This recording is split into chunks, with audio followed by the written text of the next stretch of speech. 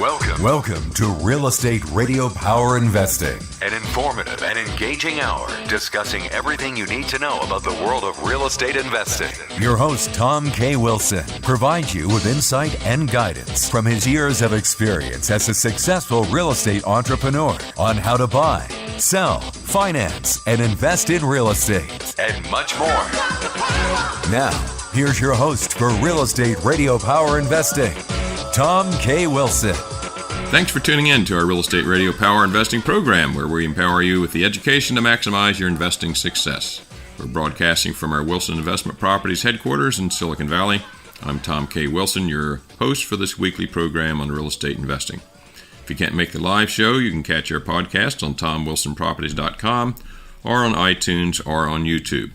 You can also go to TomWilsonProperties.com, sign up for our newsletter on what's happening in the world of real estate and economics as it applies to real estate, and also to get access to our syndication products that we offer on a regular basis, that most of which are only available to those who are signed up in our network. So we have today a program on real estate entitlement and development with expert Stuart Gruendl, who is one of our syndication partners and developer. So Stuart has been in the business for many years throughout the West and throughout California. The last 10 years he's focused in Northern Cal. He's done thousands of deals with both the entitlement and development, repositioning of product, focuses on multifam communities, and he's been doing this for a long time and has a tremendous skill set, and we've really enjoyed working with him. Stuart, welcome to the program. Thank you, Tom. Stuart, what got you in real estate? My mother was a single-family real estate broker, and she was able to cobble together a string of real estate brokerage offices in the East Bay after a lengthy career as a single independent broker, and she exposed me to a lot of real estate transactions. Well, it's very uncommon, I find, for those in the brokerage business to ever get involved in the investment business. So good for her and good for you, right? It really kind of taught me the base skill set for exercising people skills and transactions, as well as being aggressive to seek opportunities. But subsequent to that, in my first year of college, away at school down in Los Angeles, I was able to meet a couple alums from my school at USC who had a fledgling real estate investment business, not unlike all the smaller operators that we see in the West, for buying and rehabbing and then subsequently developing multifamily and infill locations in the city of Los Angeles. So that was really where I was able to get great exposure to multifamily transactional business. So you sort of jumped over the natural progression that many investors start with and didn't do much in the way of single houses. You went into multifam pretty much right away? I did, and I had the lens of my first boss, who was extremely prudent and had a very basic set of fundamentals for seeking out investments and pursuing those in premium areas. So I was very comfortable in that environment to learn early. Mm-hmm. Well, you've been in many different markets throughout the West. If someone were asking you today, how do you choose a market to develop in, what would you tell them? Well, back in the 90s, we looked at 6 Western states, and we collected a bunch of demographic information. In the brief recession of 91, 92, we went out and circled a number of growth markets where we believed the fundamentals were very attractive for multifamily housing, based strictly on a set of factors, mainly job growth, quality of life, a lack of new supply in the multifamily sector. And that's how we approach those markets. And we really apply the same principles today in local submarkets, but of course we have our arms around the local submarkets in a lot easier fashion. So it's the same tried and true strategy. Go out, understand the numbers, but clearly in each case we try to get ahead of the curve and try to beat the herd effect. Obviously, in the Bay Area, you don't have a big herd effect. You might in certain submarkets and maybe the Far East Bay or San Jose, but it's so difficult to develop in the Bay Area. The herd effect just doesn't always happen. So, but in places like Phoenix, Salt Lake City, Albuquerque, Austin, Texas, you can get a great herd effect. So that's what we did, and we got out ahead of it. Typically 18 to 24 months, where you saw additional supply starting, or at least building permit activity occurring. And we were usually one of the first collection of deals to complete construction and lease up in each one of these growth markets, and that gave us a strategic advantage. Explain to our listeners what you mean by herd effect. Well, typically the capital tends to follow each other. So institutional capital on large multifamily transactions tends to congregate in attractive growth markets. So once 1, 2, or 3 named players go into a submarket, let's just use Scottsdale as an example. Scottsdale is a great example for having experienced the herd effect in each economic cycle over the last 3 decades. So you'll get ABC Development or whoever that goes in with great institutional capital, and they'll build 2 or 3 deals, and then all of a sudden you've got 10 players showing up because of that attraction. So it's not unlike any other facet of human behavior. People tend to congregate to popular things, and it plays well, and it plays the same in multifamily investment real estate.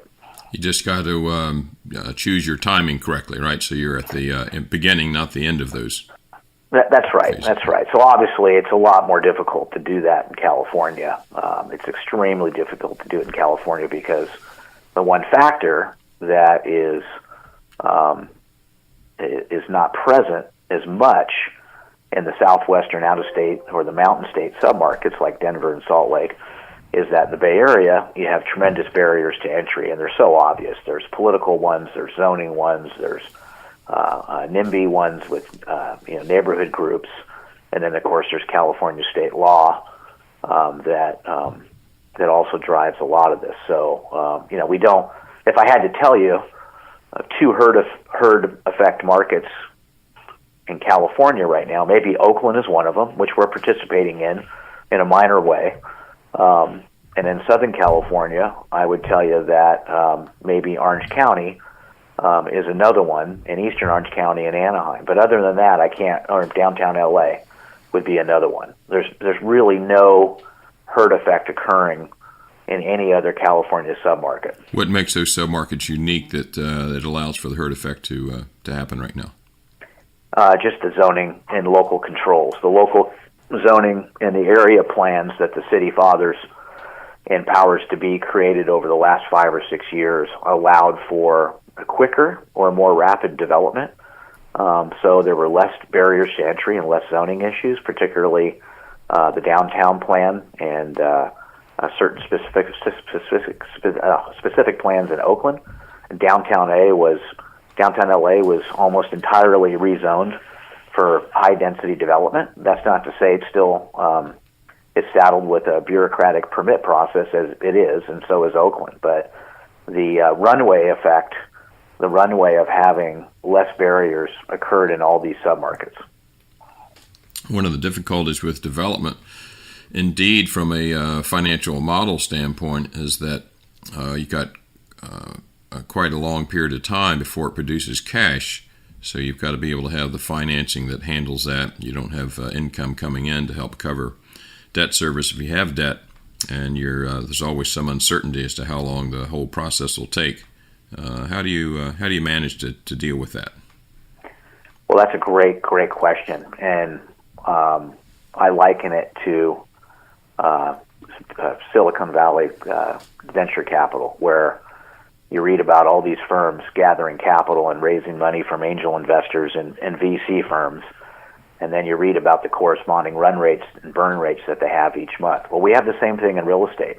It tends to be easier to attract the pursuit capital and the development capital that you just described in real estate, I think, sometimes, rather than VC, because we're selling a tangible asset that has proven cash flows in the past in other areas or similar neighborhoods with similar product types as opposed to developing a groundbreaking tech product. But the run rates aren't dissimilar. So, we on a typical deal, we spend $1 million to $2 million of pre-development costs, and our run rates are anywhere from $50,000 to $200,000 a month. And it's highly capital intensive with lots of risk because there's no guarantee that you're going to get all your entitlements and be able to break ground in a timely fashion.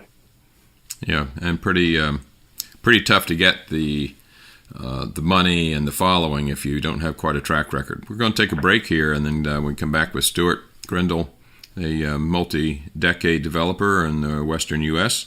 He's going to talk to us about the entitlement process, more about the development process, what he likes about assisted living, and some more about real estate timing.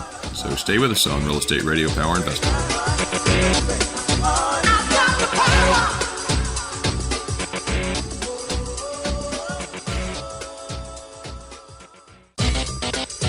Welcome back to Real Estate Radio Power Investing. Streaming live on iHeart, TuneIn, and KDOW.biz. For more information on today's topic or guest, visit TomWilsonProperties.com.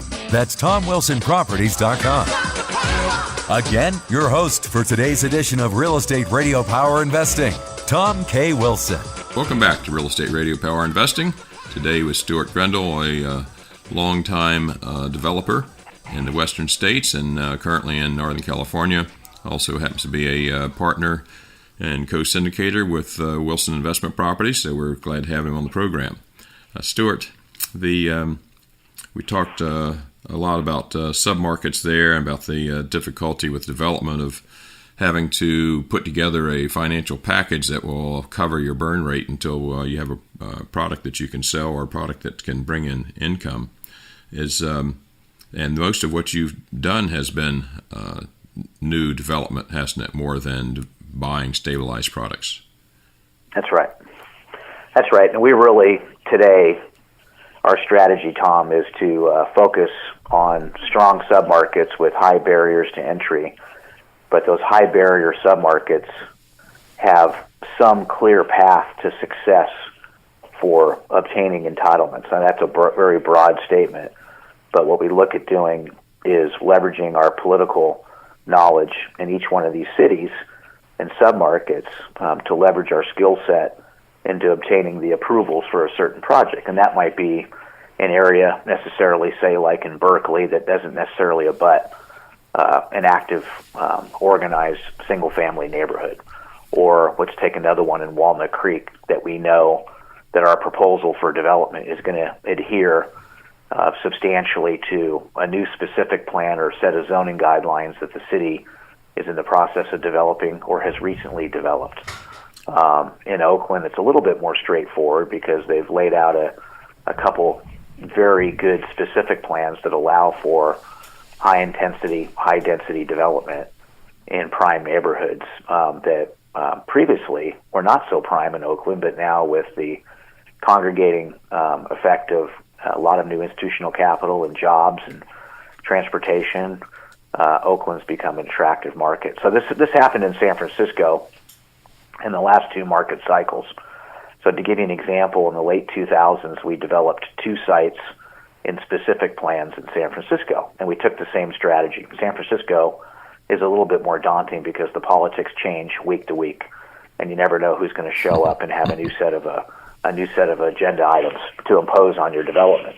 And the process is very bureaucratic. But ironically, we gained approvals in under a year in 2008 on a site that was subject to the upper market specific plan that was developed, just like I described in these submarkets, and we were able to gain our approvals very quickly. We went through a similar process on the Van Ness corridor that also had a plan. So the plan basically defines the rules, if you will, or the box that you can develop.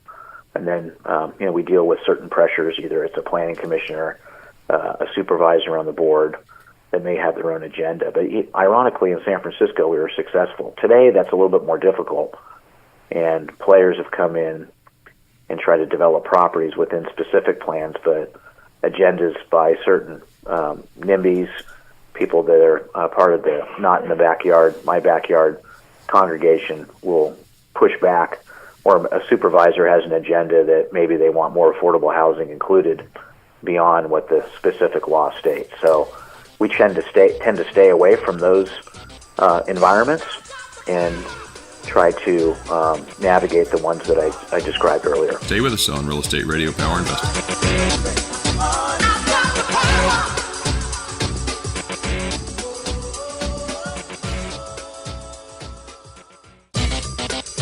Welcome back to Real Estate Radio Power Investing. Streaming live on iHeart, TuneIn, and KDOW.biz. For more information on today's topic or guest, visit TomWilsonProperties.com. That's TomWilsonProperties.com. Again, your host for today's edition of Real Estate Radio Power Investing, Tom K. Wilson. Welcome back to Real Estate Radio Power Investing. Expand briefly a little bit on, let folks know who are curious about this, how much the acceptability of development and how much the politics varies from city to city, and how important it is to figure that out so you aren't pushing rope, or you go to some place where you have a reasonable chance of getting something through that they really decide is of value to them. Well, that's a great question, and I can tell you that there's 110 municipalities in the Bay Area, which is pretty daunting if you think about it. It really is. Most people would not come up with that number. Yeah, 110 municipalities in the greater Bay Area, and most of them are small. So if we just took the subset that I described earlier, those cities tend to be favorable currently to new housing. Now, amongst the 110 cities, there's a dramatic housing crisis occurring, a very severe housing crisis that most people and most of your listeners are aware of. In fact, that's why that's the main thing that's driven prices up here in the last few years, isn't it? It has, and very simply, we just haven't matched our robust job growth this investment cycle. With 90,000 new jobs almost occurring each year in the greater Bay Area, with literally less than 15,000 new multifamily units. And of those 15,000 new multifamily units, very few of them are deeply affordable or even meet the low income standards established by the federal government. So that's exacerbated the housing crisis. And what's also exacerbated is when Jerry Brown sunsetted and removed redevelopment agencies some time ago. And that was a fundamental mechanism for creating deeply affordable housing in a lot of those 110 municipalities. So the private sector had to pick up that gap, and it never really happened. So then what happened was you had all these players come into investment real estate, people like yourself and others, and they saw the opportunity for workforce housing and affordable housing by age and location. And those prices got driven up because there was a huge capital flight, knowing that demand was going to be great in that sector. So when I say workforce housing, we're talking about something, Tom, that's anywhere from 90 to 150% of median income. And those are 2- and 3-story walk-ups, garden apartments, near BART stations, all over the Bay Area. And they became probably the most attractive investment asset in the last 6-7 years in the Bay Area, and those prices just went through the roof. Talk to our audience a little bit about the entitlement process, how important relationships are with the folks in government that need to get approval, and just some of the steps. Don't go in too much excruciating detail, but give some of the steps that one has to go through. I think a lot of folks have the impression that basically you come up with a plan, you take it into city planning and city council, and you either get approval or you don't, and you're pretty much done, ready to build.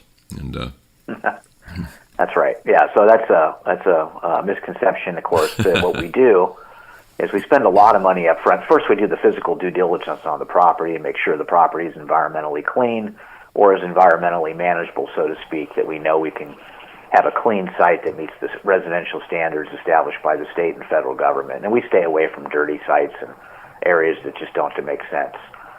Once we go through the physical due diligence and make sure we have sort of a, so to speak, an unencumbered property from environmental and leasing issues and other issues, we present a plan, a proposal, if you will. And literally it can be on the back of a napkin with a very crude, simple area plan describing what we would do. Say we've got an option A and an option B, but we do it with very good set of professionals. So we hire the best architects and the best designers. And when I say the best architects, we don't mean the biggest companies or the most expensive ones.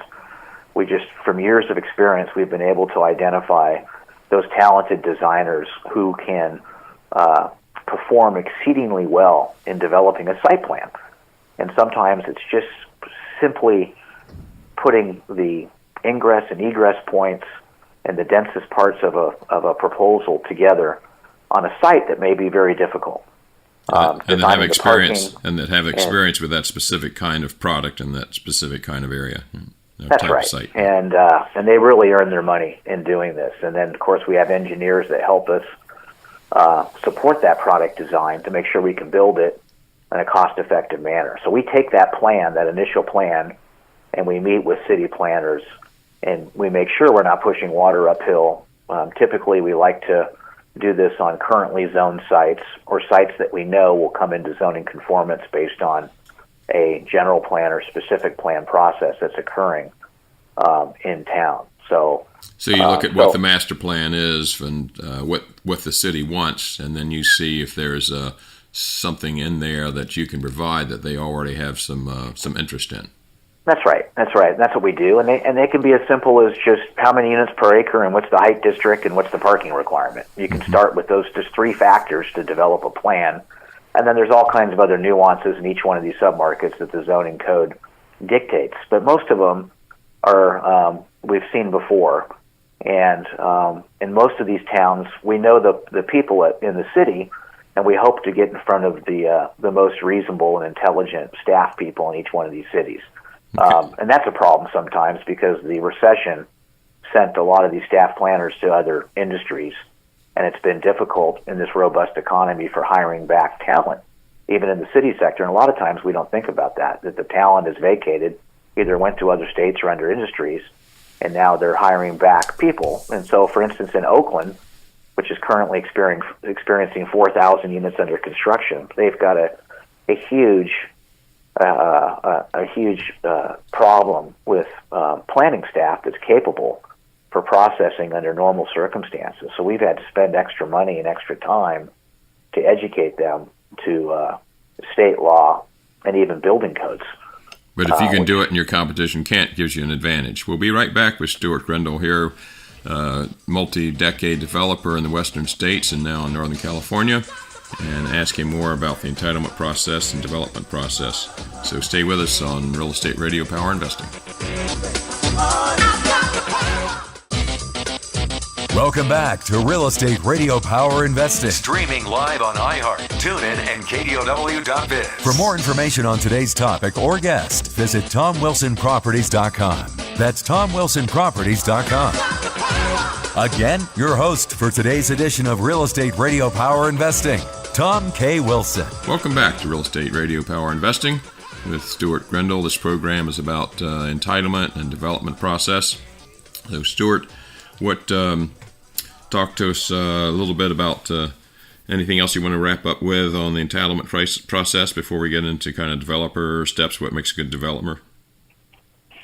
No, I would just tell you that and tell the listeners here that there's great pressures still existing out there for anti-development and anti-housing, and you'll read about it, and you've read about it in social media and the newspapers about the state taking away local control because the local players, local city councils just haven't had the power or the will to institute changes, robust changes to promote new housing, both affordable and market rate housing. And, of course, that would alleviate the great housing crisis that we have. So you're seeing a number of state measures. The most recent is Senate Bill 50 by Scott Wiener, which, in simple summary, promotes high-density housing at transit centers with little or no review by local city agencies. And this is kind of mind-boggling if you look back 20 years ago that something like this would happen. Yes, and in general, would you say California probably is the most difficult to get a development project going out of all the states? It is, and the all-encompassing big claw, if you will, that slows development and allows a platform for anti-development forces is what's called the California Environmental Quality Act, or CEQA is the acronym. And CEQA reform was a goal of Governor Brown while he was in office, and he spent 8 years trying to make modest changes, and he did for large projects like a stadium or a bridge or a tunnel, large infrastructure projects. But for good, solid multifamily development, we still have to navigate through the CEQA process. And very simply, it's as much as a 50-box, check-the-box list of legal guidelines that we have to spend time and money on before a project can be approved. It also allows the public to attack those items as well. Now, it's ironic that because it's so difficult in California, as a syndicator, Wilson Investment Properties mostly does products in other states like Texas, where it's easier to find product that have good cash flow. But when it comes to development, it's tougher in California. But if you have a team in place with partners like Stuart, then who can know how to navigate through this and how to have successes, then you wind up actually having a pretty high return because there's less people that can be successful with it. Well, that's right. Where there's more risk, there's more reward. It's just that simple. Yeah. So I always believe in putting together a team that has the expertise in every area that you need. One other comment I'll make about entitlement is that one thing that we've taken advantage of is that there are federal and state mandates for certain kinds of products that they feel are good for society, and one is for low-cost housing, and the other is for senior living or elder care or assisted living. So in those cases, you tend to be able to get the entitlement process through faster, don't you? You can, and typically you do. What's ironic about that is that most cities haven't updated their zoning guidelines or approval guidelines for those housing categories. Senior housing has just been looked at with a broad brush for the last 30 years that, it's either has to be 55 and over for occupants or 62 and over for occupants, whether it's sales or rentals. And if that's congregate care, assisted living, independent living, we don't care.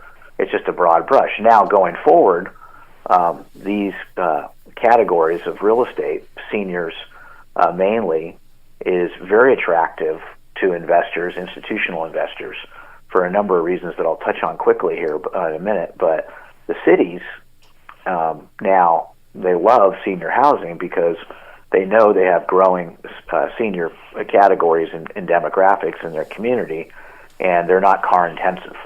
And seniors obviously have a low impact to communities they provide. They require less police services, so they're very attractive to cities, and they're politically correct. No one fights senior housing. Okay, and then assisted living in general is all part of that demographics that has a higher need.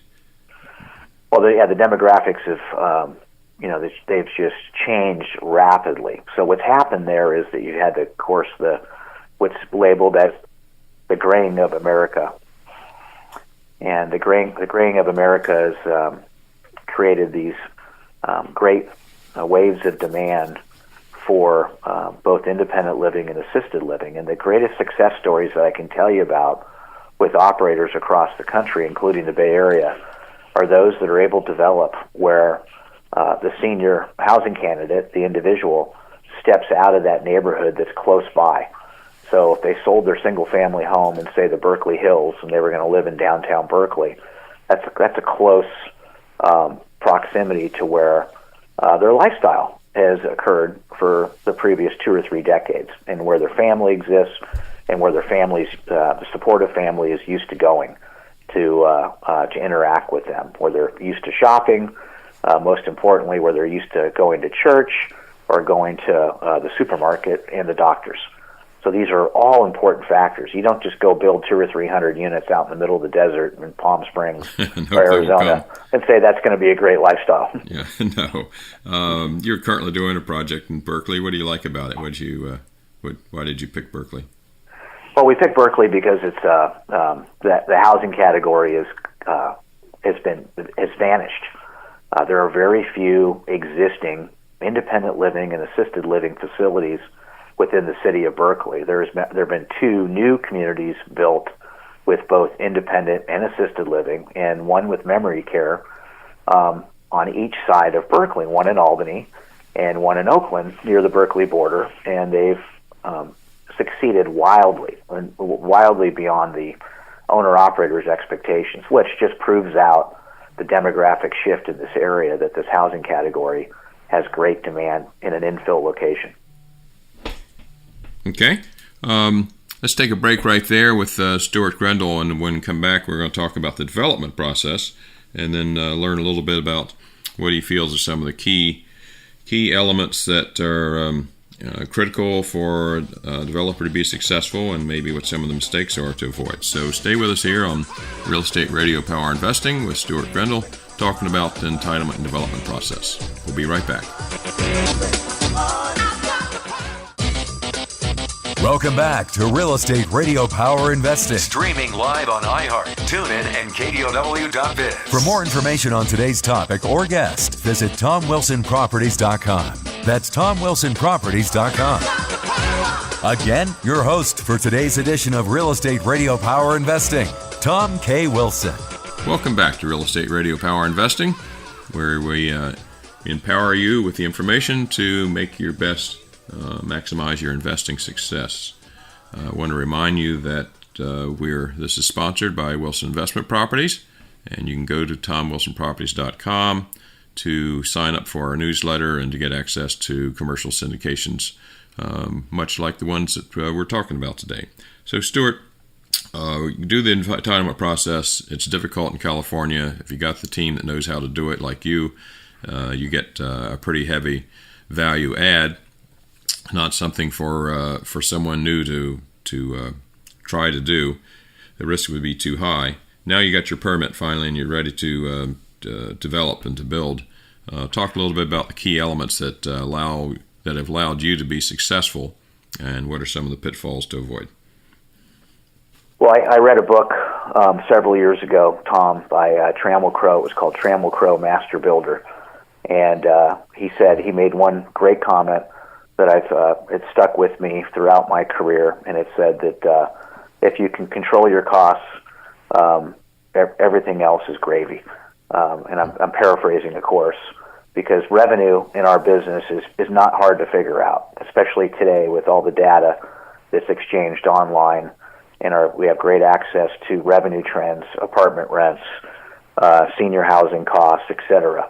What is most difficult in the development process, once we get our approvals, is securing the costs and controlling the labor base to develop the total project cost and make sure during the construction period that we can maintain that. And I can drive you around any submarket in the Bay Area and point out failures along those lines where plans were not done correctly, or sites were difficult to build on, and there was a hiccup on the cost side of the equation.